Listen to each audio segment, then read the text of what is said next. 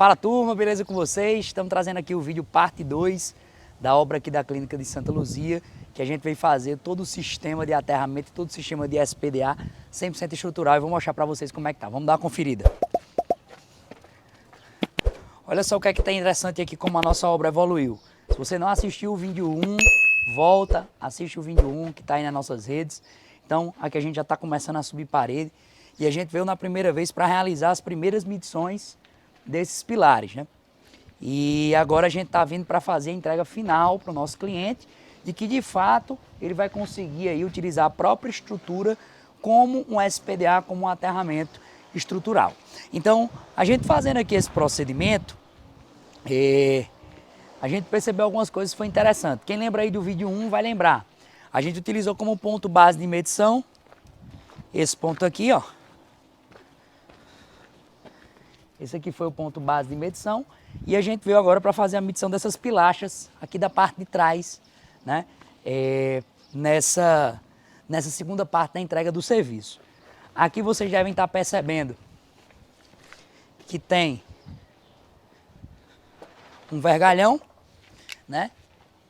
José vai comentar mais um pouco com vocês sobre qual é a função desse vergalhão, mas ele vai ser o nosso ponto de conexão com o aterramento, ele vai explicar como é que conecta e todas essas coisas, um pouco mais para frente do vídeo, mas eu vou mostrar qual é a medição mais importante que a gente veio fazer. Como a gente já fez as medições dos pilares, e vocês já viram no vídeo 1, a gente não vai repetir o procedimento. Então a ideia desse vídeo é a gente mostrar algumas coisas que a gente não mostrou para vocês no primeiro vídeo. Primeiro, vamos lá, vem cá. A gente está aqui, né, com as nossas garras jacarés, e um teste importante para ser feito, como a gente viaja, está na estrada, coloca na mala, todos esses procedimentos, a gente pode acabar, né, danificando o cabo. Então é sempre bom quando você chegar, né, primeiro, verificar se o equipamento está carregado, para você não passar nenhum aperreio. Às vezes você está numa obra que não tem ainda fonte de energia, ainda não tem ligação. No nosso caso a gente já tem ligação, então isso não é um problema. Mas às vezes você precisa fazer esse teste para você conferir. Então a conferência dos equipamentos é a primeira coisa. Então eu já conectei aqui na garra, ó, minha garra jacaré, e eu venho aqui com os terminais, conecto no meu alicate amperímetro, pode mostrar até mais de perto aqui para a turma ver, e vou colocar na função, ó, continuidade, ó. Ele está afirmando aqui, ó, fazendo o som, ó, de que existe continuidade, né, nessa garra jacaré, né? Então beleza, ele deu continuidade. E aqui a gente está com essa bobina. Olha onde é que a gente conectou essa bobina. Olha onde é que está esse vergalhão, que vai ser o nosso ponto de conexão. E olha onde é que a gente colocou a nossa garra jacaré. A gente está pegando o ponto mais extremo possível. Né? O que isso significa dizer? Isso significa dizer que é o ponto mais distante da edificação. Então a gente vai ter a resistência máxima que essa edificação vai proporcionar, que José vai fazer as medidas com vocês. Então vem cá. A gente trouxe essa garra jacaré para ali. Obviamente vocês devem perceber que não fui eu que conectei essa garra jacaré aqui em cima, porque eu não tenho altura para conectar aqui essa garra jacaré. Foi o José que conectou já. Não, tenho que ser sincero a galera do vídeo, né? Eu não alcanço aqui a garra jacaré. Zé é bem mais alto que eu tenho 1 metro e quanto? Eu? Segundo o Luiz, eu tô diminuindo, né? Eu tô com 1,65, né? Então... Então sou bem pequenininho, então não alcança ali não, o José que foi. E a gente vai fazer o teste novamente. Isso é muito importante, gente. Vocês veem isso aqui na prática, como é que funciona, sol quente, a roupa tá quente, a gente tá no calor, está fazendo uns 30 graus, para poder você saber valorizar o seu serviço e mostrar para o seu cliente que isso aqui é serviço de primeiro mundo. Então observa o seguinte, a gente vem, vai fazer o mesmo teste de continuidade, agora aqui, ó, mostra para a turma. Vou conectar, ó, o meu alicate amperímetro. Vou colocar na função continuidade, apitando, ó. Então tem continuidade do meu cabo. O que é importante lembrar para vocês? Eu não posso medir a resistência de aterramento por esse cara. Professor, por que eu não posso medir? Bom, por uma coisa que é a seguinte, a 5419 ela obriga que o equipamento ela injete mais de 1 ampere para poder você ter uma medição correta. Então a equação é aquela, né? Resistência, tensão, subcorrente. Então ela injeta uma corrente maior do que 1 ampere e vai jogando tensão até ela mostrar um valor de resistência. Aí esse teste agora Vocês vão ver com o engenheiro José Gomes, aí com vocês. Atenção, atenção, pessoal do plantão, esse vídeo vai ficar logo preto e branco, antes da gente cortar para José. Vocês viram que eu estava mudando a escala aqui do alicate tamperinho com os bornes conectados.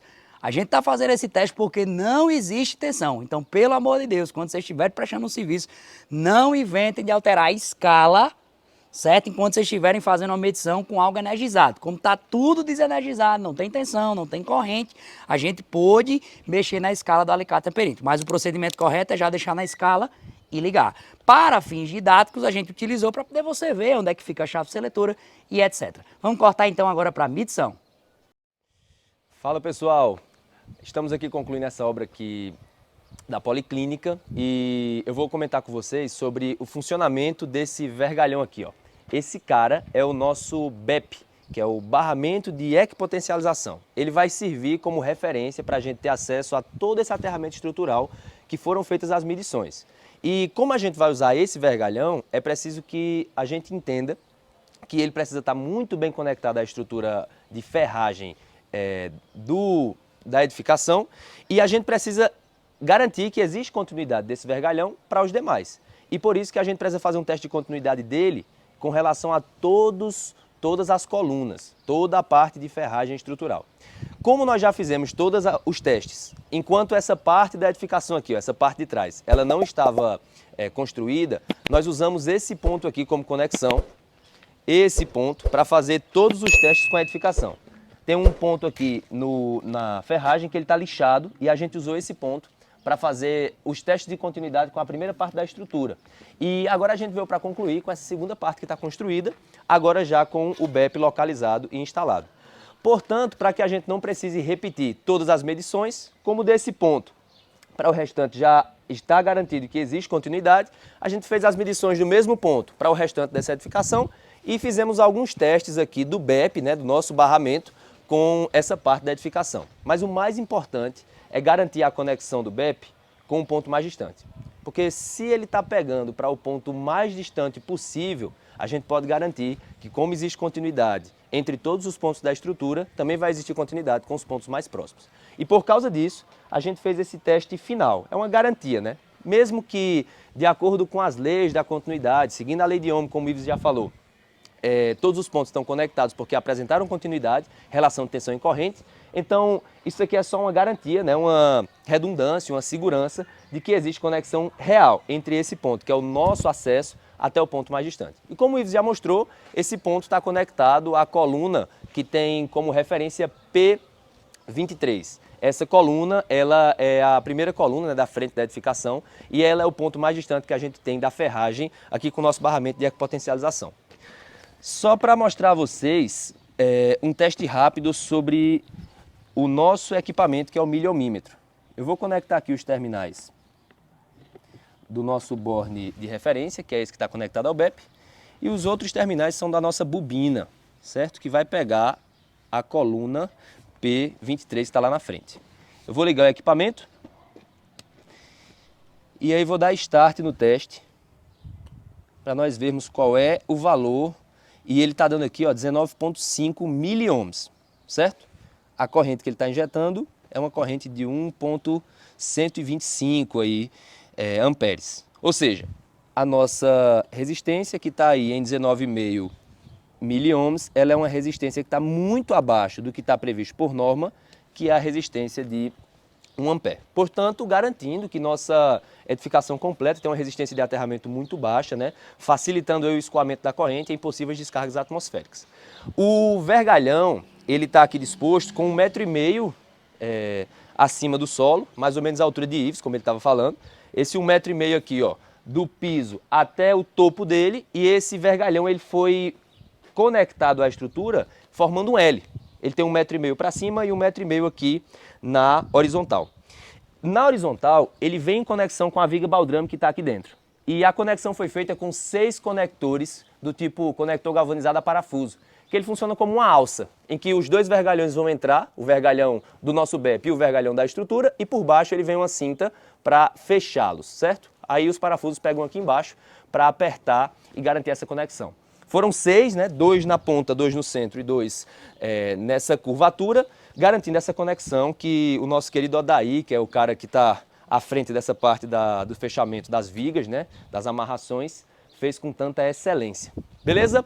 Galera, esse vergalhão ele vai ser serrado e nós vamos ter um quadro, que é o quadro de ecopotencialização, um quadrozinho 20 por 20, que vai ficar mais ou menos nessa altura. O acesso dele vai ser feito pelo lado esquerdo aqui. A gente vai descer nessa ladeira, só não vou subir em cima dela porque o cimento está fresco ainda, mas aqui a gente vai ter acesso ao nosso barramento de ecopotencialização por dentro de um quadro, né? Ele vai ter um conector específico para dar esse acesso e acima dele vai ficar o nosso quadro elétrico. Nosso quadro elétrico provavelmente vai ficar numa altura que para quem está dentro dessa sala, que é a sala onde vai ter um tomógrafo, vai ficar um quadro baixo, mas como o acesso dele é dado pelo lado de fora, por esse corredor, vai ficar numa altura legal aí. Ives mesmo fez até alguns testes, se o quadro ficasse um pouquinho mais alto ele não alcançava o disjuntor lá de força, o disjuntor principal, mas aqui está tudo ok e os testes foram muito satisfatórios. A gente viu que todo o aterramento está em ordem, o equipamento excelente, não tem nem o que falar, a gama sempre se superando. Inclusive, Ives falou sobre o aspecto do carregamento, ele não quis comentar, mas o equipamento descarregou, porque ele ficou de botar o equipamento para carregar, não colocou, e a gente teve a grande sorte aqui de ter o acesso da tomada para colocar ele para carregar. Inclusive, vale comentar que esse equipamento ele funciona de duas formas. Tanto ele funciona a bateria, como se ele descarregar, você pode conectar o carregador e operar com ele enquanto ele está carregando. O manual dele especifica que a gente pode utilizar ele dessa forma. Beleza? Para mais dúvidas aí que vocês tiverem, qualquer questionamento, manda comentário, mas não esquece, assiste os primeiros vídeos para entender todo o andamento dessa obra, até a gente chegar nesse ponto final, que já é o nosso barramento. Quando a obra for tendo andamento, a gente vai divulgando mais informações sobre esse projeto aqui fantástico. Valeu, galera!